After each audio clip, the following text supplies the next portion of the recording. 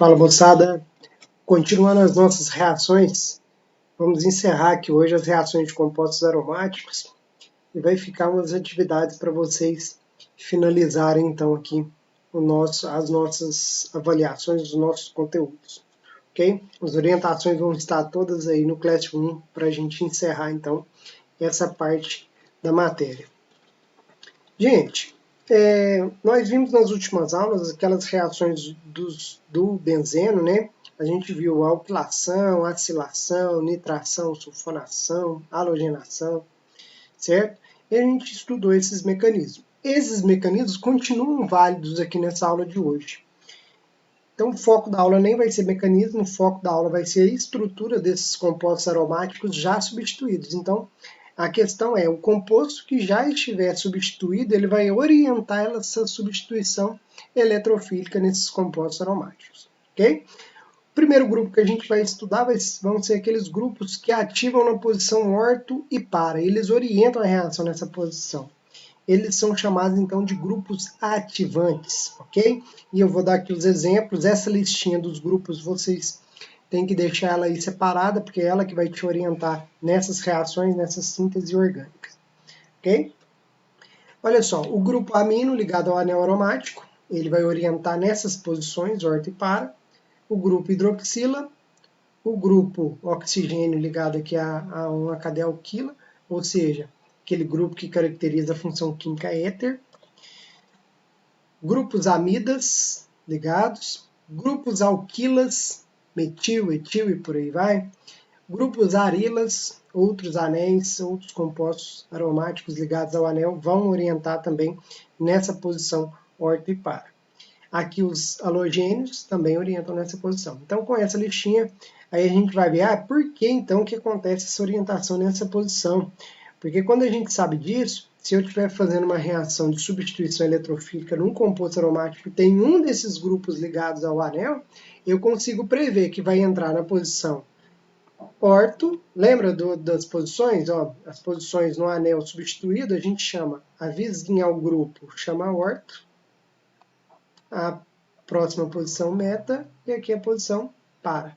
Ou seja, a posição orto é a mesma coisa que a gente falar a posição 2.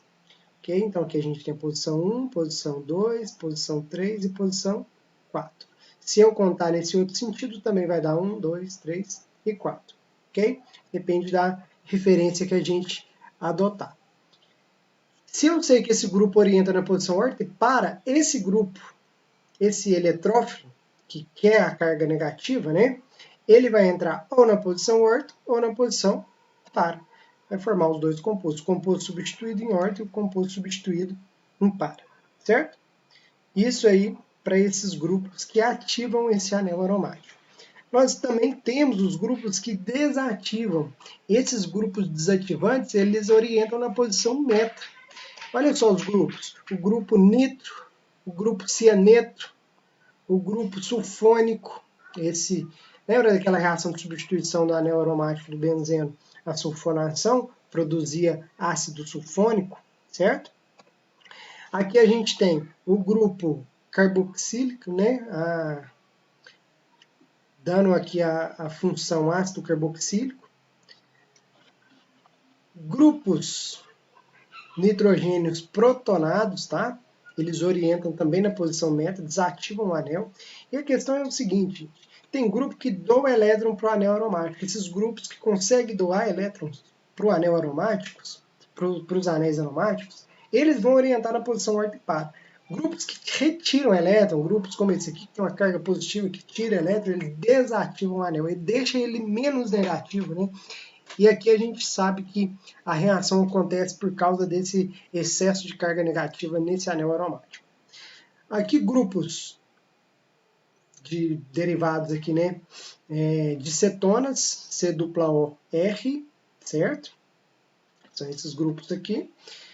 Grupos de éster ligado. Então, carbonila ligado ao anel aromático, a gente já sabe que desativa o anel, né? Aqui, grupo aldeído. Então, se tiver uma carbonila ligada ao anel aromático, ele vai desativar, ok? E aí, Sabendo disso, se eu sei que um desses grupos está ligado aqui ao anel aromático, eu sei que a orientação dessa substituição eletrofílica vai ser na posição meta. Então, a posição meta, eu consigo prever onde que vai ser a entrada desse grupo eletrofílico. Eu consigo prever a posição em que vai ocorrer essa reação química. Ok? Então, sabendo disso, sabendo que tem grupos que orientam em orto e par e grupos que orientam em meta, a gente vai tentar discutir o porquê disso, por que isso acontece. Gente, eu vou pegar aqui um exemplo clássico, que é o exemplo do tolueno. Esse aqui é o tolueno. E segundo a nossa lista, segundo essa lista nossa aqui, ó, o grupo alquila está aqui, ó. Grupos alquila, que é esse R, eles orientam em orto e para. Então vai formar posição, grupos substituídos nessa posição orto e nessa posição para. Sabendo disso, a gente pode entender o porquê disso acontecer. Aqui eu coloquei um argumento que é o argumento do efeito indutivo. Esse efeito indutivo ele pode doar elétrons, pode ativar o anel através desse efeito, e a gente vai entender como que isso funciona, tá? Imagina o seguinte, essa ligação aqui, na hora de formar as estruturas de ressonância, essa ligação pode quebrar em um sentido ou no outro, né? Os elétrons pode vir para esse carbono aqui, esses elétrons dessa ligação, como eu estou representando, ou eles podem ir para o outro carbono. A primeira representação aqui é justamente ele indo para esse composto. Gente, nós vimos, né, que esse carbono aqui do anel aromático, eles são carbonos do tipo sp2. E esse carbono é carbono do tipo sp3. Nós já sabemos que carbono sp é mais eletronegativo que o sp2, que é mais eletronegativo que o sp3. Então é de se esperar que esse carbono sp3 tem um efeito indutivo, né? Tal da pela diferente eletronegatividade, tem esse efeito indutivo que doa o elétron para esse anel. Por isso que ele ativa o anel, deixa ele mais negativo. Então, se ele está doando elétron, essa carga negativa vai ficar próxima de quem doa o elétron? De forma alguma, né? Esse composto aqui, então, esse híbrido de ressonância aqui, ele não existe, certo? O correto, então, é o quê?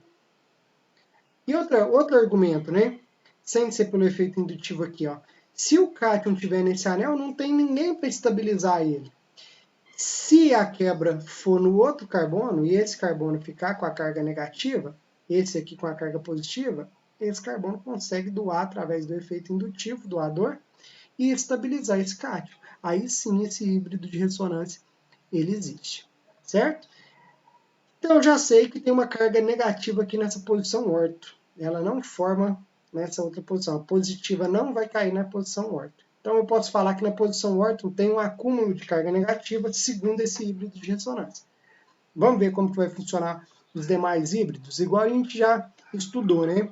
Carga negativa do lado de carga positiva, isso é bem instável. Então a tendência é que essa ligação ela movimente dentro aqui dessa estrutura. E ela movimentando, se ela vier para esse carbono não vai formar 5 ligações, né? Porque a gente tem que lembrar que tem um hidrogênio aqui. Então esses elétrons podem vir para essa nova posição, esses elétrons dessa ligação dupla. Então fechou aqui uma dupla, essa ligação aqui π é quebrada e vem aqui para o outro carbono, formando esse novo híbrido de ressonância. E olha só a posição dessa carga negativa agora, está na posição para, e eu aposto que nessa altura aqui do campeonato vocês já estão entendendo por que eles orientam em orto para. Porque é justamente nessas posições que a gente tem um acúmulo de carga negativa, certo? E esse híbrido de ressonância também ele é instável, né? Tá? A gente já sabe disso, tá com um octeto incompleto, tem cargas aqui dentro da estrutura. Na medida que quebra, ele já quer se acomodar essas cargas de forma diferente, de forma mais estável, então elas continuam movimentando a molécula. Esse excesso de carga negativa vem para esse carbono, e é lógico que esse daqui não pode fazer, esse carbono aqui, ó, ele não pode fazer 5 ligações, porque aqui temos que lembrar que tem um hidrogênio também. Esses elétrons, então, saltam para o outro carbono, formando um novo híbrido de ressonância. E por fim, o que a gente entende é que as ligações se alternam no anel aromático. Isso aqui, essa alternância é muito rápida. Mesma hora que a dupla está entre um carbono e outro, ela já está em outro par de carbonos. Por isso que a gente representa o anel aromático dessa forma aqui, ó. Eu estou representando essa alternância de ligação, né? Então aqui eu vou representar essa dupla ligação restaurando a aromaticidade. Então, o que ocorre nessa ressonância, nessa estrutura de ressonância, estou colocando entre colchetes para representar isso, que isso não é uma reação química, a gente só está mostrando a movimentação de carga dentro dessa estrutura, tem um acúmulo de carga positiva na posição orto e na posição para. Por isso, então, que a reação, se eu estiver fazendo a reação de um composto dessa forma, que tem um grupo ativante, aqueles grupos que a gente já estudou, eu vou colocar o próximo grupo substituinte, o grupo eletrófico, na posição orto ou na posição par. Então, se eu falar para vocês assim, ó, o que vai formar dessa reação aqui, ó? Reação de nitração do tolueno. O que vai formar?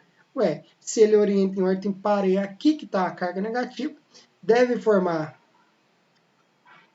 o orto-nitrotolueno e deve formar o para-nitrotolueno. Ok? Essa estrutura aqui é o tolueno. Então, a partir disso, a gente consegue prever em qual posição vai ocorrer essa substituição. Ok? Uma outra contribuição, outra forma de doar elétron para o anel aromático, sem ser por efeito indutivo, é a participação em um desses híbridos de ressonância. E olha só a hidroxila, como que ela participa? Toda vez que a gente lembrar que a gente foi fazer um estudo de hidroxila, a gente tem que lembrar que o oxigênio ele tem 2 pares de elétrons, certo? 2 pares de elétrons isolados, que não participam de ligações químicas. Lá na última camada desse átomo, né? Esse par de elétron, olha só, o que ele pode fazer aqui? Ele pode entrar aqui nesse jogo de estruturas aqui de ressonância. Então, se tiver essa entrada desses elétrons, a dupla ligação formou entre o oxigênio e o carbono, quem que ficou com a carga positiva? O oxigênio. Ele já conseguiu tirar a carga positiva do anel, certo? Isso estabiliza, isso ativa o anel. E aqui a carga negativa, então, a partir do momento que desce essa dupla, esse carbono não pode fazer 5 ligações, nenhum carbono faz, né? E essa dupla ligação, então, é quebrada, a ligação π, os elétrons π vão se acumular sobre um carbono através da carga negativa. Que posição que é essa? Essa aqui é a posição orto. E aí, gente, igual eu falei, a carga negativa continua movimentando dentro da molécula. Ela sai da posição orto e vai para a posição para, certo? Que é a posição para. Depois, ela volta para outra posição orto. Tá aqui a outra posição orto, certo? E por fim, restaura a aromaticidade, dando então aqui a entender essas estruturas de ressonância. Então, esses grupos que têm elétrons disponíveis para participar da estrutura de ressonância, lembrando que os elétrons π lá na outra estrutura só estavam entre carbonos, esse grupo ele permite elétron π entre outro átomo, né? Então ele contribui, ele participa dessa estrutura de ressonância. Ele está participando desse jogo de elétrons π, dessa movimentação desses elétrons nessa estrutura. E aqui, então, a carga também está acumulada na posição orto e na posição para. Aí, é igual eu falei na outra estrutura, se eu pedir para vocês, faça a reação de sulfonação dessa estrutura. A reação de sulfonação, utilizando o ácido sulfúrico, ela acaba acontecendo com o SO3, né? Vai formar onde? Vou colocar a reação já final, não vou colocar em etapas igual a gente estudou na última aula, não. Se tiver dúvida, volta e vê esse mecanismo de sulfonação, continua sendo o mesmo, né? Entra o grupo, o eletrófilo, e depois quebra a aromaticidade, depois tem que restaurar essa aromaticidade, retirando o hidrogênio da estrutura aqui do anel benzeno. Por isso que chama substituição. Sai um hidrogênio, entra o eletrófilo. Ok? Gente, então, nessa estrutura aqui que eu estou falando para vocês, eu sei que vai reagir no carbono. Já vou colocar aquele grupo de ácido sulfônico já final, tá? Vai ter ele na posição orto e vai ter ele também na posição para, certo? Então a gente consegue fazer essa previsão de reação. No próximo vídeo, na próxima aula, a gente vai ver os grupos, como que funcionam essas estruturas para grupos que desativam o anel. Joia? Próximo vídeo, então, a gente discute esse tema.